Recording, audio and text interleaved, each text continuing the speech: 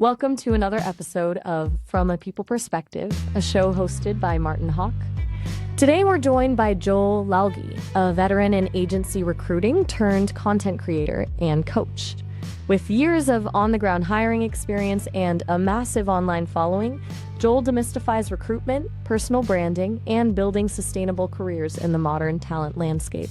So in this episode, we'll explore how content creation transforms recruiter visibility and industry influence, examine the friction in the current job market for both recruiters and candidates, and discuss why the future of recruitment requires balance, merging technology with human insight. This podcast is brought to you by the People Group. We're on a mission to economically empower people leaders. By joining our community, you can access career opportunities, a network of over 6,000 modern people leaders, and exclusive tools and resources. To learn more, check out thepeoplegroup.com. 63% of employers say hiring is getting harder. Skill sets are changing fast, and you can't trust a resume screen to shortlist your best candidates. Basically, recruitment's got a matchmaking problem. Enter Test Gorilla. More than 10,000 companies are using their platform to find and hire quality candidates who have the skills they need.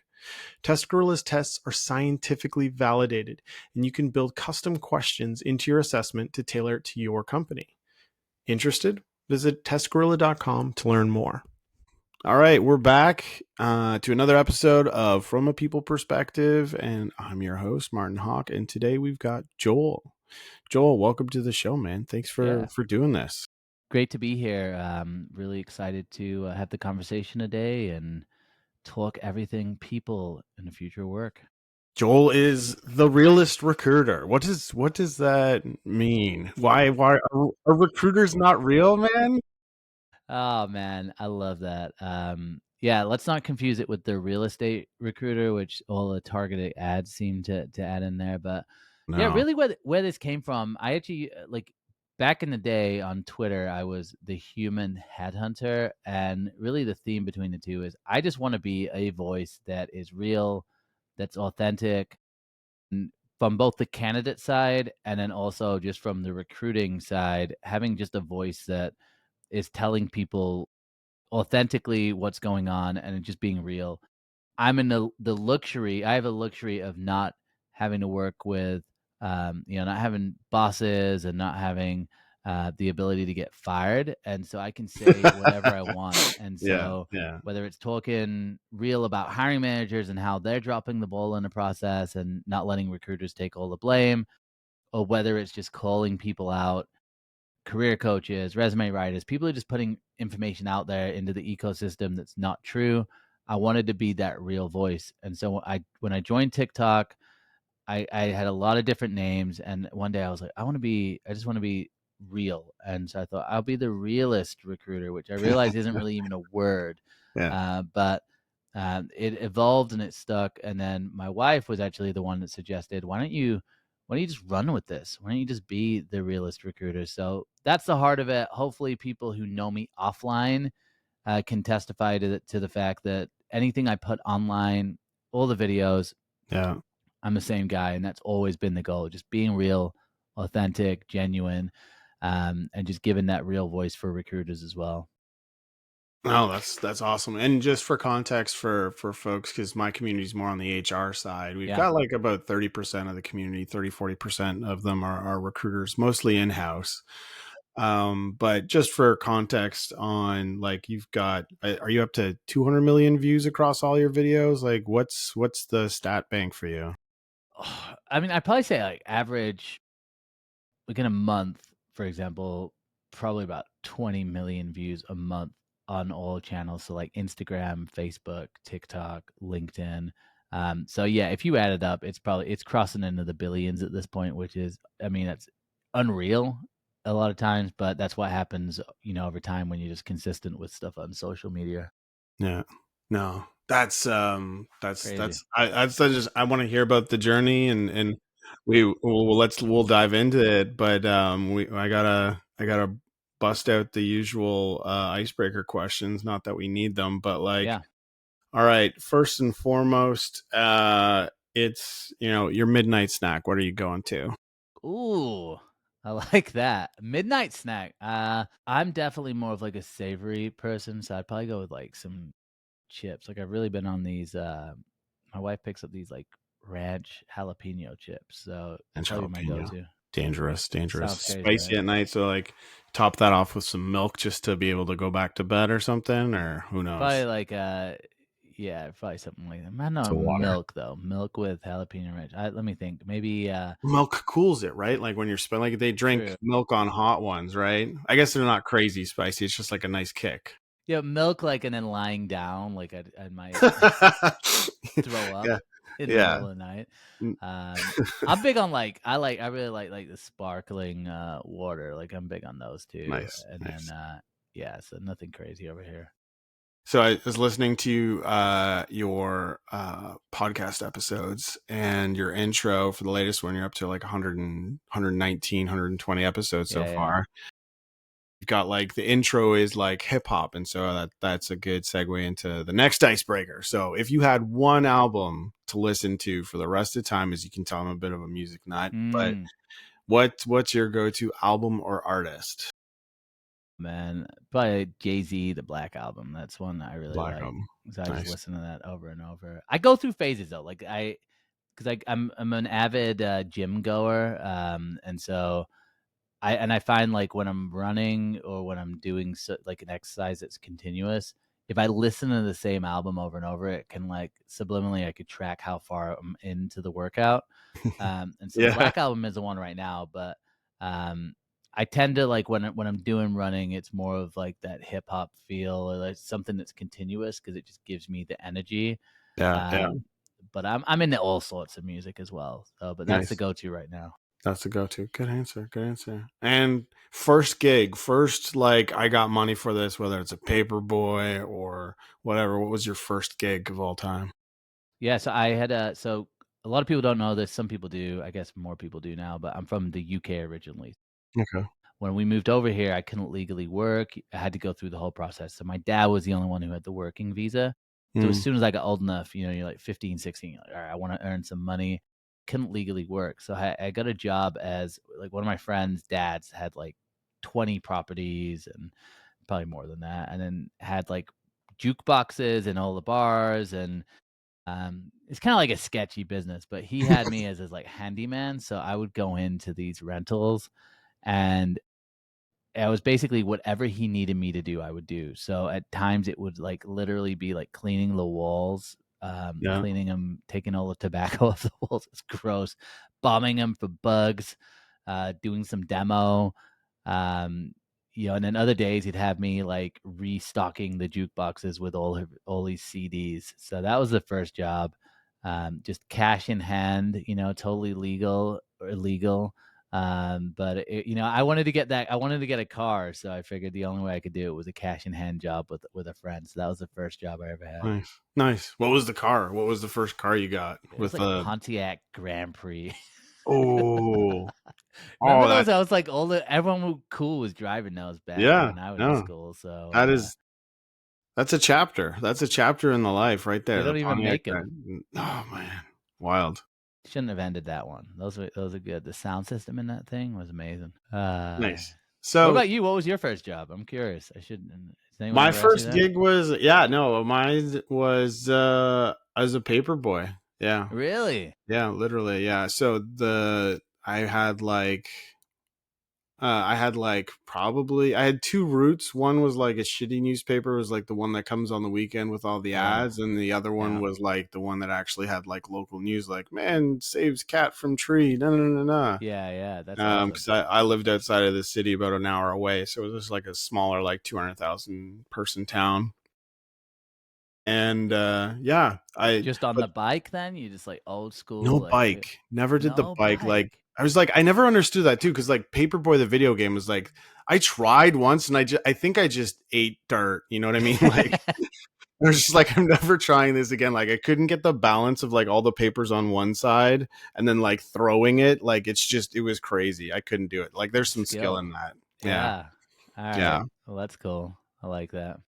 So yeah, like help me understand, how did you like, we're obviously going to talk about where you're at now, but you definitely like, where are you driving to with this Grand Am, and like where's your first gig, your first real gig, air quotes, and how did you get into recruitment?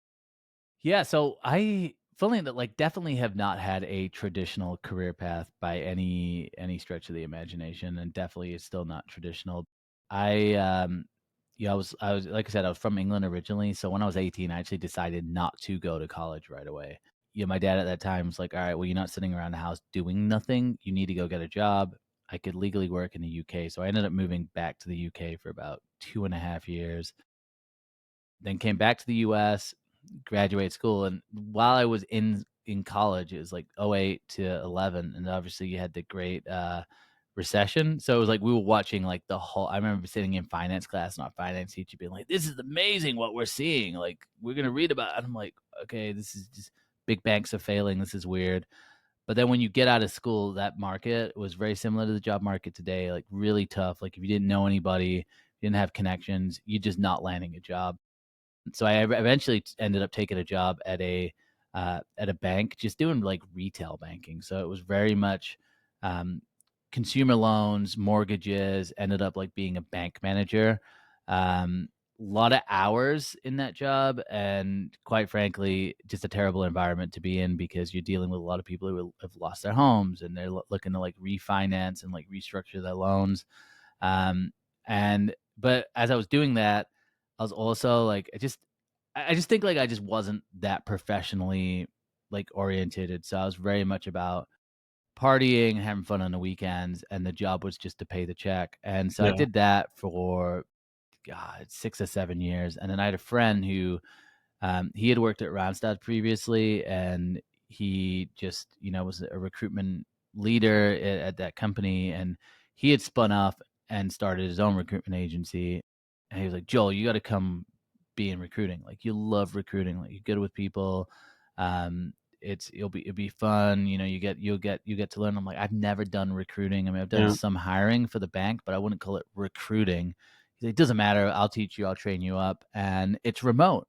And so this is in 2015. I was like, "That sounds amazing. You had me at remote." So, but he did say that the caveat was at that time I was living in like the Inland Empire, like LA area. He was like, "You got to move back to Milwaukee because that's where the company is. Because I want you to get a feel for like the culture of the company, even though it's remote." I said, "Sure." So that was how I got started in recruitment. Classic, got pushed into it. And their billing model, it wasn't contingency, wasn't retained. It was actually an RPO model, and kind of an hourly RPO model. So there's a number of companies that have kind of modeled that business. I think it's a lot more popular now, but it grew out of the fact that budgets were down. He was still trying to help companies, and so Yeah. instead of saying, they were like, "Hey, the budget's really bad, right? It's we don't have budget for recruiting." He's like, "Well, what if we just did an hourly solution for you, where whatever roles you have, we'll throw a consultant on it, and they can just work hourly." So that being said, it was a nice entrance into recruiting because you Mm. just have work to work on right away. Got to work with a lot of partners, and I was just an embedded solution, so I got to learn really what goes on behind the scenes, and I got that ownership of the positions where I'm not contingent, where I'm trying to fight for hiring managers and try and fight for exclusivity. It was like, no, I'm embedded into these companies, got to learn and see how they operated internally, and loved it. And like he thought rightly, I enjoy people, I'm curious, I like to have fun, and I just think it worked out well. And obviously, the market at that time, a lot of agencies were able to grow because there was demand for the work. So, um, did that for about 5 years. The only limitation, or the only thing that really made me even leave that company, was when you're working as an hourly consultant like that, you just get capped, right? Because it's all about utilization. And so, if you want to make more money, you got to work more hours, but even that gets capped because you can't work 100 hours, you can't work 120 hours. Yeah. So Yeah. I did that for about 5 years, and I just thought, you know what? I'm actually looking at a lot of these contingency recruiters, and they seem to be making a lot more money. And hate to say it, but they seem to be working less as well. Like they're just good at leveraging relationships. Yeah. Like, Yeah. and I was like, why am I working 70 hours and I'm just capped at this amount? So um, I got out of that company in 2020, which obviously was just like a crazy year as it was. And I went into full contingency recruitment. And then, that kind of in that same time period, that's when I started creating content. So I started creating content in 2019. And really, once I started creating content, I realized that was going to impact a lot of what I was going to go on to do in the future. So left that company, and then really since then, bounced around a few different agencies, uh, running like sales and business development. And then in 2022, really with just like the collapse that we saw in the tech market, which was the major market that we were going after, that's when I really started focusing on what I do now, which is like media, working with HR tech companies, working with TA tech, if you want to call it that, working with these brands to get their name out, doing speaking and consulting and kind of running media business, and then still doing contract work and still taking on recruitment work, still doing some executive search within there, but kind of just balancing the two, and really taking a hold of what I see as an emerging market, which is like the creator economy. We're hearing a Hmm. lot of people say that. Yep. I think I jumped on the creator economy at like the right time, and I've been able to kind of ride that train for the past few years. And so that's kind of where I'm at right now, doing media, a lot within the HR tech space. So I'm sure a lot of the HR listeners might have met you at an Unleash or a Transform or one of these conferences, and then still doing the hands-on recruiting as well, which I think is important if you're going to be an influencer in a Yeah. space. Yeah. You never want to get too far away from the actual work, otherwise I think you just become irrelevant over time. Yeah, no, it's interesting because I'm jealous to a certain extent because I've tried doing the like balancing both like running the community that I've got as well as doing the hands-on recruitment stuff, and I've been doing that for 10, 12 years, and it's sort of like I love the profession. It's like my favorite. Like you kind of fall into it, just like you said, and but in order to like do this to a degree, like my situation's a bit different, but it's kind of hard to like have a take and an opinion on things if you're not actually embedded in the day to day. So that's kudos to you. And exec recruitment is a great way to stick in it because you don't need to do as obviously as many roles to sort of like make it make sense, and you can pick and choose what you do, which is great. How did what inspired your first piece of content? What got you on the what pushed you in that direction? Yeah, obviously as a recruiter, you're spending a lot of time on LinkedIn Recruiter, and I think on the downtime, I would spend time on regular LinkedIn or the Pulse or the news feed, whatever you want to call it. And, when you're agency recruiter, like I said, we had a lot of roles to work on, but we also did, I did take on a what do they call that? A like a revenue target or a quota as well. So I was still doing sales. So even though I was working for like a non-traditional recruitment agency, I still was doing sales and developing Mm. business. And I started to notice like this reoccurring theme on LinkedIn where people were just talking about this idea of content. And oh, if you create content, then you don't have to do as much sales. And so it was kind of like a combination of like, I just hate outbound sales. Like, I don't know how to say it. Like, I like sales. Like, I Yeah. like solving people's problems and hearing what their problems are, but I hate like the outbound cold outreach, like cold calling, cold emailing, like just reaching out to people unexpectedly. Mm. I just didn't like that. I've never have liked it. I don't like getting cold called. I don't like getting cold pitched. I don't like any of that. And so this idea, it started to kind of come across my news feed, that if you could create content and build a brand, then people will reach out to you. And in my head, I thought that'd be amazing. It'd be amazing if I didn't have to cold call anybody and people reached out to me. And so that was a big, I think, a big inspiration for me to start creating content.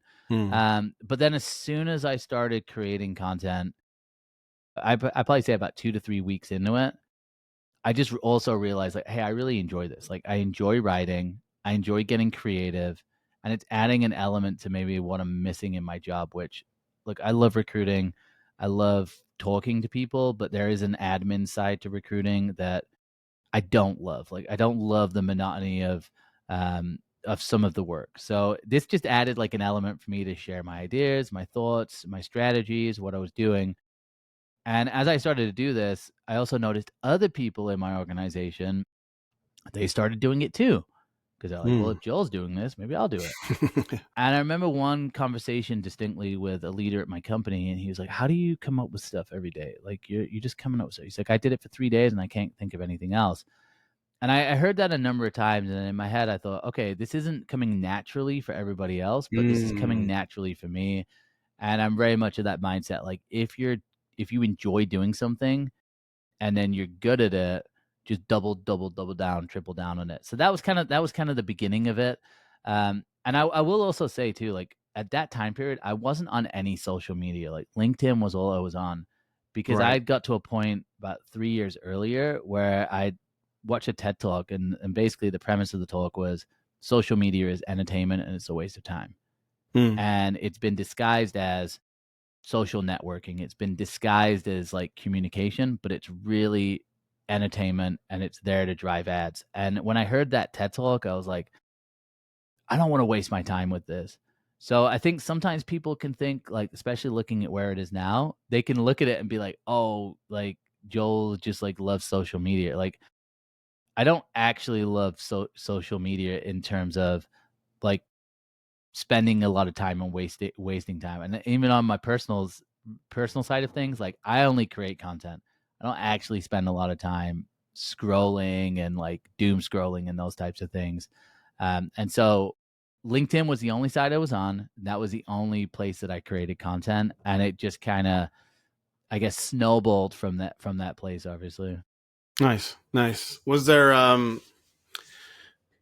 well, it's interesting in terms of it being like social media and its entertainment. And so you have this view of it. What I've seen at least is the content you're putting out. Well, like I've heard edutainment, right? Like the content you're giving, like we were talking before we hit record, where like every day you're doing a session that just gives back to candidates. Like you'll just do like this one to many approach where you're giving advice to folks in a live stream. Like that's huge. Like that's not like doom scrolling. That's like shit. I want to learn about how to elevate my career. Like that's actually you're making a positive impact with what you're doing versus like you could be making just goofy content that doesn't have anything, but like and there's a mixture. Like there's some I've seen some of your shorts and they're like super entertaining, right? And it's like there's you got to have a mixture, I guess. Like over time it's probably evolved. You've been doing this for 6-7 years now. How what would you say has been like what stands out to you as you look back from where you are right now? Like what are you like, okay, like I'm really proud of this, or this was really cool, like an unexpected like result from doing all of this? I think the biggest thing, first of all, the biggest shift that took place was probably 2021 to 2022, which was when I really dove into video. So for a long time, it was a lot of just text-based things, and I actually had the idea that text is better for people because it Yeah. doesn't demand as much time. Somebody can read a text post in 10 seconds and react. With a video, if it's a minute long video, you're asking people for a minute of time. So that's Yeah. a big investment for people. So that was actually my mindset. And it was actually my sister, because I'd been on TikTok in the past. Like I actually experimented with TikTok back in 2019, through for various reasons, and I'd grown a little bit of a following. Like it was like 13,000 people. I was like, oh, okay. Like but it was all kind of memes and this weird stuff I was doing, so it didn't connect up to work. So after a few years of doing that, I stopped completely and just focused on LinkedIn and grew that following. And then my sister texted me and said, "Hey, I just went viral on TikTok." And I was like, "Oh, cool. That's awesome." And so I checked out her video and I was like, "Interesting." And then I got into the feed and I started seeing a lot of career coaches and career advice.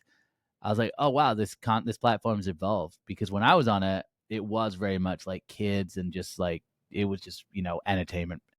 Suddenly there's this evolution of career content and advice, and a lot of it wasn't really good advice. And so I was like, you know what, I can kind of leverage my following I have on LinkedIn to add some credibility, and I think I could grow a following on the platform. So I started adding video into the mix. And I think that was a huge change, because video, and for anyone who's looking to build a brand, video is so powerful. And like even formats like this too, podcasting, like long form video, long form podcasts, video, that was the single biggest change.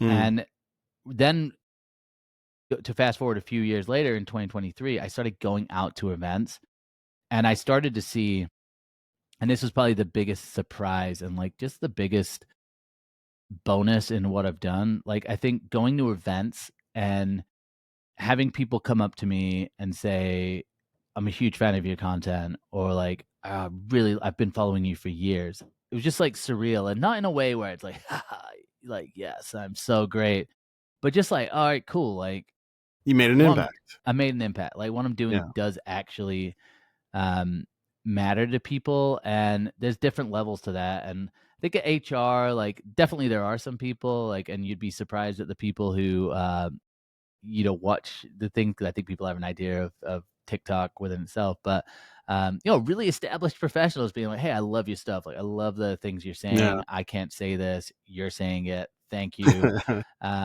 But like when I go to conferences that are really recruitment based, like I just got back from RecFest, which is a great conference for recruiters. TA Week is another one that I go to.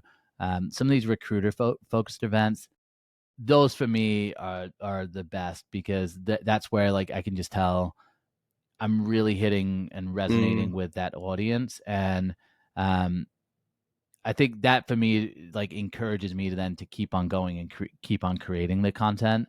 Whereas before, for a few years there, where it was like during the pandemic and no one's really going out, like you literally can feel like you're just kind of throwing Yeah. things into like the universe, and I don't know what's happening. Yeah. So that was like the biggest surprise. And to your point, when you're building a community, because there's differences, right? Like obviously there's a community that I'm kind of building with my content. Mm. Mm. Um, Yeah, you've got an audience, basically. yeah, I'm growing an audience, right? And there's a difference between growing an audience and having a community. And so I think with what you're doing and building a community, number one, community I think is a lot more work, and it's a lot more time. Um, there's definitely a difference between the two, and I think the similarities, but both are valuable, and both are kind of needed as well. So I think community, to me, I've tried to build kind of communities before. I think is a lot more time intensive. I think there's just a Yeah. lot more work that goes in, like events as well. Like just planning events is insane. Yeah. Um, Yeah. Now I'm I get to still catching partake in communities and events, which up. is great. I'm happy to do that. But it's just a difference between the two. So I think I have a little bit more time to be able to do some of the more hands-on work as well. Whereas I think when you do a community, people I think underestimate how much work goes into it, Yeah. and how much work it takes to really get like an engaged community. Like anyone can Yeah. start up a Slack channel, but to have like an engaged community that shows up, that's kudos to you, because there's a lot of work that goes into that. Thanks, man. No, it's, I mean, it feels nice because HR people kind of are like really giving and engaging on their own in the first place. But I've seen other HR communities, and they're definitely not as many folks helping each other out. So there is something there. And there's like, you always kind of like worry, I'm sure like yourself as well with your audience, like, okay, if I put out this post, is it too real? Like, is there such a thing? And like, then you lose them kind of deal, but you're always trying to like evolve and grow. I guess you've got like a really interesting vantage point from like the recruitment perspective, because what's cool, what you're talking about, like, you talk and engage and create content for sort of like the recruiters, but you also deal and do content for the candidates as well. So like two sort of like distinct sort of profiles. And so you have this, like, you talk to so many people and you hear from so many people in all the respective channels that you have. Like, what, from your perspective, like your vantage point, like what's in like the biggest aspect, you're like the realist, there's no BS with what you're like, what's standing out to you as like what's going on in the industry right now that people just aren't getting, or like there's, and you're like trying to shout it from the rooftops, like, why aren't people like seeing what I see? Because you have this like unique perspective. Well, I would say I think a lot of people are seeing a lot of the things that I've seen over the past few years, which maybe maybe they haven't. I think a lot more people are becoming aware of this, and I think knowing that so many people who are working in the people function right now are struggling when it comes to finding new roles or jobs. I hear from a lot of talent leaders, a lot of HR executives, a lot of HR leaders, like, hey, if you find yourself on the job market, it's tough. And so I think there's that awareness of a lot of things I've talked about over time are becoming more clear now for people. But I think one of the things that it has been a challenge for me, or something that I saw early on, and this was like going back to when I got in recruiting, is fundamentally people have just a wrong idea of what recruitment is. And obviously, if you're in HR or talent acquisition, like, You get you it. know this, but Yeah. most candidates, they think that the job of a recruiter is to find them a job. Like, and But so still, fundamentally, like, that's going to create mass confusion and frustration towards talent acquisition, recruiting, and HR. It's going to create problems. And so one of the most common comments I get is, find me a job. And so I'm constantly having to say, no, look, recruitment and talent acquisition, the core job isn't to help a candidate find a job. It's to help companies connect with the right talent for their openings. Now, it might feel like when you work with the recruiter that they're helping you, and they can help you if you're fit for the position that they have. And yeah. other recruiters will spend time on helping people with resumes, and that's great. But that's not the core role that they're that's not their core job responsibility. The core job responsibility is to connect companies up with that talent, help the companies fill these open positions. So I think that's just always been a thing, and that's always been, again, why I want to get on lives and just kind of like help educate people, because then I feel like as the recruitment industry, it will help us, Hmm. because people won't just point the finger and go, well, that's the bad guy, that's the gatekeeper. It's like, no. Other thing I see is people don't realize that the hiring managers are the ones ultimately that are Feel the producing. pain.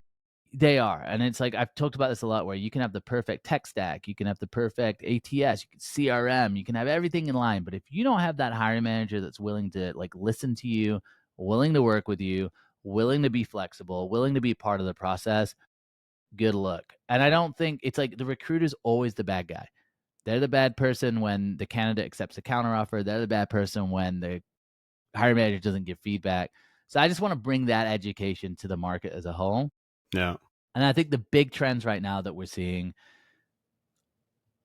compared to 2021, where companies were really fighting to get applicants for their job, everything is flipped over. And Yeah. now, biggest problem teams have is they're smaller and they're just getting bombarded with applications. And so we've created this like weird numbers game Yeah. that, from a candidate perspective, I get where people say you shouldn't be applying to as many jobs, but it's like, no, they're forced to, because there's so many people applying. And then the other issue is AI on both sides promises efficiency, it promises time saving. But when candidates have AI and companies are trying to implement AI, it's just creating a little bit of a mess right now. And so the last event I was at, which I think a lot of people would have seen probably at HR Tech if they went to that, um, RecFest, we saw the same thing, where there is a plethora of AI interviewers right now, that are trying to solve that problem. They're trying to say, hey, you can't possibly look through all 500 incoming Yeah. applications. Yeah. Let's have another data point other than the resume. Let's have some sort of assessment. Let's have some sort of AI interview, however we do that. If it's text-based or audio-based, however you want to play that. And so I think that's the state of where we're at. And then the last thing is that I'm seeing a lot of is this word uncertainty. Like, it's been a word that people have been using a lot since the pandemic, but it's just continued. And as long as we're in this uncertainty and that's the environment, not as much hiring goes on. There's not as much growth mindset. And I just think, like, as long as we're in this state of uncertainty, it just is creating it's creating a challenging environment for everybody. No, it's definitely things that we're seeing and hearing on the community side as well. I guess from your perspective, what would you say? Like, there's a lot of noise with candidates, and like all these tools are coming out and kind of reminds me of like the crypto space. Like there's Bitcoin and there was Litecoin and then there was NFTs. 1,000 other different cryptos that all just copy pasted. And it's like everybody's trying to rush to solve this big problem of like there's so many applicants coming in. And we just did a conference, our summit this week. And, one of the lightning talks we had, Harry did this awesome job of talking about like spotting fake candidates and then challenges behind that. And it's just like this massive waste. So I'm sure there'll be tech that comes out, but are there any fundamentals that people can sort of bring about as like recruiters that just like, even though there's all this craziness, like what's your advice to those folks that are like, yeah, I'm getting 2,000 applicants, I don't know where to start? Is it just outbound sourcing on your own, like, or are you actually going through these candidates? What do you think? I think there's a couple ways that you could approach that. I mean, one way is like don't post as many jobs. And I think for some companies you got to post a job, so good luck with that. But not posting jobs is definitely, and doing more of the outbound sourcing, it definitely could be a solution, right? If you don't want to have applicants, and don't post as many jobs. That could be a possible solution. I think another one that I am actually excited about. I mean, when I look at these AI interviewers, if you pick the right one and you implement it in the right way, Mm. it's gonna solve the problem. And I think it will solve it in two ways. Number one, there's no way a small team of recruiters can go through every single application. There's no way. So obviously, AI provides that different data point for them to look at. I think if you're going to look at that tech, look at the people behind the technology. Like that's a big one for me. Like look at Yeah. because there's some people that care and some people that don't. And put your like people brain on, or your HR cap on, and just go, okay, are these genuinely good people that care, or are they just trying to like build something and sell it? Yeah. Because there's a lot of people in our ecosystem that come in and they go, obviously hiring's broken. It's a ripe market for disruption, but they're in it for the short term. So look at the founders, look at what their background is, and just get that sense, like, do they actually care about people? Because that's how I make decisions on like partnering with brands. Like if I get a bad feeling about a brand based on like the interaction I have with the founders or the people involved, It's a I'm not hard going to work pass. with the brand, because tech will change and evolve. People and like character that stays the same. So just look like, are they people who've been in HR and talent acquisition? Do they care? Like, do they sound like they care? But I think what obviously on the inbound application side from recruiting and HR, it does solve that issue. But I also think we got to curb the amount of jobs that people are applying to. So Yeah. we have to figure out a way not to make it harder for people to apply, because I don't like that terminology, but we got to get a way to kind of curb just this mass applying that's going on. And one way is to say, hey, for every job you apply to, you're gonna have a 20 to 30-minute conversation with AI. Like you're guaranteed the screening call, because Yeah. I promise you this: if you guaranteed a screening call, you're gonna be picky around the companies you apply Yeah. to, because you're It's not your gonna want to have time.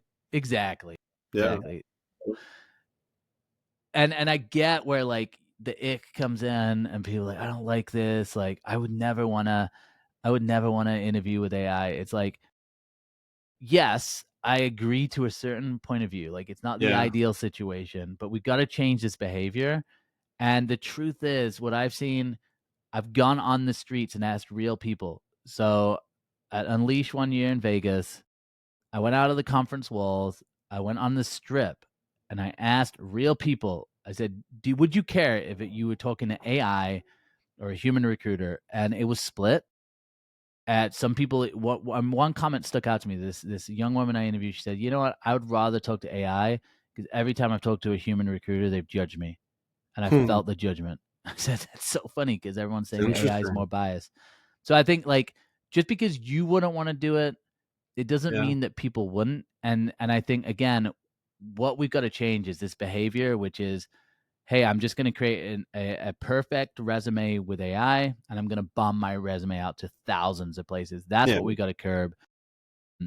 So yeah, that's my kind of thought with it. And again, I know I also get where like recruiters come from. We're like, oh, that's going to replace my job and those types of things, but it really won't. We just in this amount of time where we've got a lot of supply of candidates and we don't have as many jobs, we got to curb this behavior because it's overwhelming everybody. Nobody is being helped by how the situation is right now. You still need a human in the loop, and I know like that's buzzword bingo 101 right there right now, but like sure, there's 2,000 applicants for one job instead of the 50 that there used to be. Exactly. At some point a human's going to need to like interview and vet these candidates. So if you've got 10 amazing candidates to review instead of like having to do 20 or 30 before you can actually, it's actually like your job's not going anywhere. In fact, you get to have more conversations with great candidates and better conversations too, yeah, because a lot of times when you're screening somebody, so when you approach a screening call with a candidate, you got a resume, you got a LinkedIn profile, so you got some information. But now you can actually have like maybe 5 questions that you would have asked originally in a yeah, screening call. You can yeah, already go in with that intel and you can dig a little bit deeper. So you can have more detailed conversation. You don't have to scratch, you don't have to be like, oh, so tell me about blah blah blah. It's like you can ask the AI to do that. So you can come in with more intel. And the truth is even if they if they tried to take recruiters out of the equation, maybe with some of the people who are designing this technology that have never really like been in HR or recruiting and dealt with hiring managers, in their mind, they're like, oh, all recruiters are doing is screening. We all know there's a gut check that happens, and there's like a gut kind of like intuition that we get after recruiting for a while. You get to know people and you get to feel out. That is going to be hard to replicate. And all that's going to happen is even if they take the human recruiters out, and the promise is hiring managers can do their own recruiting, all it's going to take is a few bad candidates that AI sends through, and the hiring managers go, I don't want to waste my time with this anymore. Bring back a human. yeah, And yeah. it will happen because it's just the technology just isn't. It's good at like looking at what's been said and summarizing and giving you data points, but knowing people and like being able to match people, emotional intelligence is it's just not there right now. We still need you still need that recruiter that knows the hiring manager. More importantly, kind of just knows like how they are and who's gonna be a fit. And we all know what I'm talking about because when you have that conversation, with like the right person, and you just know, Yeah, you're on the you just know. you're like yeah, you're high-fiving yourself. You're like stoked, right? AI's not having that. AI's No, not like I found this is AI's not coming to you and saying like this is the one. no. It's and again, it's like that's where the human comes in. And I saw a great tool the other day that like it was like, yeah, gave you like green check lights and it had like the red things, and it like was just giving you intel to go, hey, you need to dig deeper into this because it wasn't clear within the conversation in the resume. I'm like, yes, that's good because I can go into the screening call, and then it creates a better experience for the hiring manager.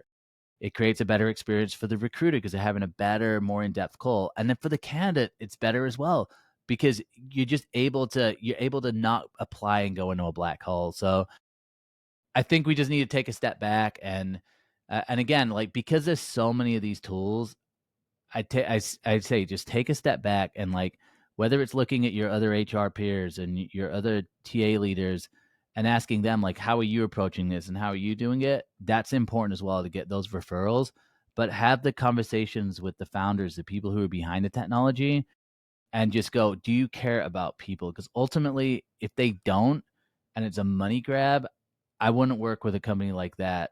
I'd work with the people because again, the tech's going to evolve, but the people behind it, that's what really matters. And when I look at the companies that have done well, it's always like the founder or the founding team.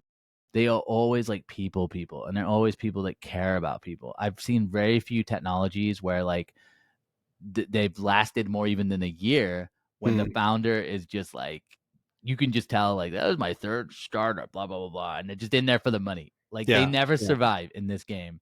They don't care Um, about the problem. Yeah. and it's like again, what is the problem here we're trying to solve? We're trying to create better experiences for people, and we're trying to connect people up. And it's like if they don't have that vision, if that's not in their vision statement, if they're just like, yeah, hiring's broken and we're trying to fix it, they're not going to last. So just like build that relationship with them, whether it's going to the conference and demo and just like observing how they are and how they interact with people. I honestly think that like the people behind always matter. It Yeah. is always matter. Yeah. There's been this trend in the conversation where you spot like patterns pretty quickly. Like, you started seeing people like talk about content. I think pattern recognition is huge for recruitment just in general, being able to like, okay, I've talked to like 400 people. What stands out from the top 40 people? And I guess like, AI is here and now and it's present and we're focused in on that. But what are you paying attention to just above and beyond that? Like what trends are you seeing that are exciting for the recruitment space and for a recruiter? Like you're excited about it. It's not technology that exists today and like, hey, Yeah. we've got these AI interviewers, but what are you sort of like thinking and seeing if you had your own crystal ball? I really feel like we kind of talked about a little bit when it's this it's like that human in the loop. But like what does that mean? It's like to me that is all about relationships, and I think we've gotten to a point where I feel like the relationship building has just we've struggled with this relationship building, and I see it like across demographics. And a lot of this, I think, it really is to do with just the pandemic, where we're all in isolation for that amount of time. It has kind of like messed up things within relationships, and this is just even outside of work. Like I've noticed this like in my personal life with people. Like I've seen people who've been friends for decades suddenly get into this like huge fight, and like there's just so much like, and obviously we see it with politics, right? There's so much division. Mm, And I think we're going to reach a phase where we do get to a point where like the tech is good enough to where it handles a lot of like the screen time and a lot of things that we've wasted on screen time. And we're really able to focus on the relationships and like the skills and that emotional intelligence and how well people connect with people. I just think those things are going to matter more. mm, Um, one of the things I thought about at this last conference I was at was like, how cool would it be, or how crazy would it be if we all had like the Meta Ray-Bans on, yeah. and we could see like someone's like profile, and then we could have our jobs on the back end, and then we could just like walk around. We're like recruiters that are walking in the coffee shops or these events, and we're just like, you'd be a fit for this role. Let's have a conversation. Like that's what I think would be awesome. But I again, I think like the things I'm seeing the most for is like curiosity, really genuinely connecting with people and like wanting to get to know them. Like those things are just going to matter more. And I think that we are going to reach a phase where I think more people are going to want to kind of just control like the control the scroll, right? Like not because we've gotten into this like routine where like I see it all the time where people are just so engrossed into the digital. But anytime I get into a real world environment where people are connecting, I'm sure you see this as you're building the community. There's a deep desire for like real connection and just Yeah. real Yeah. um so I think those are the skills that are going to matter, and the people who are good at connecting up people are going to matter. And and then as far as skills, I'm like, I think it's less almost like techie skills. Like obviously there's still going to be room for that, but a lot more on like problem solving and like I what are the love it. problems you're solving, what's the value you're bringing. I think people who are curious and are kind of like, again, with AI, like leaning into it and just trying to understand it versus trying to learn a tool, like trying to understand like what's going on. That's where a lot of the opportunity is. And then good old fashioned like relationships and just getting to know people, like giving back to people. And so I'm seeing a big trend with that as well. And it's exciting because at the end of the day, like I love creating content. Obviously, a large portion of my business is like digital. Mm, Mm, but I'll give one example. Mark Smith, who he leads talent at Medtronic, he did a talk at RecFest, and he had basically had like a brain injury from like cutting down a tree, and part of the recovery was like less screen time, and so he just did this awesome talk about like how his leaders like disconnecting and encouraging your team to like disconnect, and getting back to like deep work that's mm, non-distractible. And he said 26 minutes, that's how long it takes for you to get into deep work. So like he helps his team like, hey, get windows of time where you're not checking Slack, you're not checking yeah. emails, Nice. creating these boundaries. So I think more we're going to see more of that. and just learning how to like balance, like, yes, digital is important. Building a brand online and online stuff is important, but people, that's the most important thing. Real interaction. Well, I love that answer, because usually when I ask it, everybody's just doubling down on AI, and there's valid reasons for it. And like, I'm optimistic about all the things that it comes with, but Yeah. no, I really dig that approach. Like curiosity, the soft skills, relationships, like those things aren't going away. And if we're spending less time building it up and being good at it, that's going to be like a high value, like skills to have. So kudos. Well, to and that's like that angle. longer term, right? Like Yeah. I'm like zooming out, because again, even with content, like one of the things that one of the conversations I had early on was my wife. She's like, "This will only last for 2 weeks," and as soon as she said that, I was like, "Decades. That's how long I'm gonna do it." And to build what I built online, it's taken years and years and years. And every time I see Gary Vee or I see some of his content, he's like, "You've created for a couple months." He's like, "Try 21 years." And so I think there's an element of that. Well, yeah, sure, in the short term, like we're going to figure out, hey, how do we implement AI into the process, but that's a 6 to 18 month cycle. Like we've hit the exploratory, we've seen what it can do. It's game time now for the next 6 to 18 months. Like, how do we actually implement this into processes? But I'm talking about zooming out past that, like these human skills, the emotional intelligence, understanding people, relationships, that is going to matter. It's going to be crucial, like getting back to those human relationships. I just don't see that being something that doesn't matter in the future. Yeah. Well, let's mark our calendars for 5 years and see where we're at. Someone snippets that, and it's like, yeah. like, aged like milk. Yeah. Yeah, he's like, Joel's half robot now. Like that went terribly. Yeah. Oh, I appreciate man. you making the time today, man. It was really good Yeah. chatting with you. Loved it. And yeah, if you're in Chicago area, you're in that Midwest, let me know, man. Would love to meet up in person. Yeah, no, I'll be down at Transform. We're partnered with them, so Sweet. we can make some time for that for sure. And I feel like our next spot in the U.S. is going to be Chicago, so Sweet. I'll definitely drop you a note. Where and Perfect. how should people find you if they haven't Yeah. already? What's the best way for folks to get a hold of you? Yeah, so the Realest Recruiter, if you type that into Google, you'll see all of the social channels. And then on LinkedIn, if you look up Joel Lalgee, I'm the only one. You can connect with me, and just do me a favor, because LinkedIn actually has a connection limit of 30,000, which is absurd, but it's how they save on in-mails. They don't want everybody to be able to DM people for free. Obviously, they have a business. But if you just type in, heard you on the podcast, happy to connect up. And I'm really looking to connect up with leaders in TA, HR, practitioners, people who are doing the work. And, I run a podcast as well called Recruiting is No Joke. So if you're probably more on the TA side, if you're a leader and you want to get involved in the podcast, again, always looking for people in different industries, sometimes outside of tech, hospitality, retail, healthcare. Always love to get perspectives. And I think from my audience that's really trying to just like figure out what's going on behind the scenes, it's great to hear from people who are doing the work and putting the processes together. So connect up with me. And then I'm always at events as well. So if you're ever wondering, just check out the social channels. I say where I'm at. Always down to meet in real life and just connect and hang out and interact in the real world. So always good. Awesome. Thanks again, Joel. Appreciate it. Awesome, Martin. Thanks a lot, man. We'll talk soon. Cheers. All right, bye.